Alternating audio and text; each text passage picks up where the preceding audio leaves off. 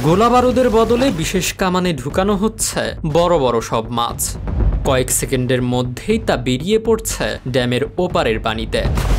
প্রথম দেখাতে কামানের মতো মনে হলেও এগুলো আদতে নরম রাবারের পাইপ, যা এক অভিনব যন্ত্র। এই যন্ত্র মাছকে নিরাপদে ড্যামের বাধা পার করে দেয়।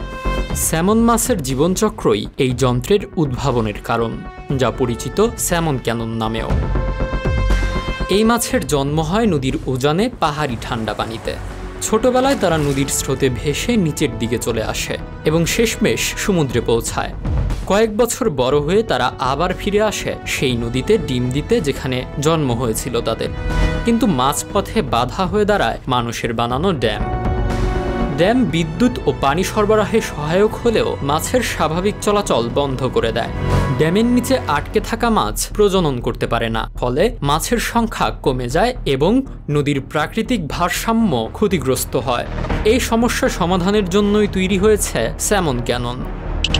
আমাদের ভিডিওগুলো ইন্ডিয়া থেকে দেখছেন মোহাম্মদ মাহাদি, সৌদি আরব থেকে দেখছেন আকাশের তারা, সৌদি আরব থেকে আরও দেখছেন রিপন চৌধুরী, আসিফ ইকবাল খান দেখছেন সৌদি আরব মদিনা থেকে এবং মোহাম্মদ আব্দুল আজিজ দেখছেন কাতার থেকে। আপনি কোথা থেকে দেখছেন তা জানিয়ে দিন কমেন্ট বক্সে। মাছকে পাইপে ঢুকানো হলে বাতাসের চাপ তাকে টেনে নিয়ে কয়েক সেকেন্ডে ড্যামের ওপারে পৌঁছে দেয়।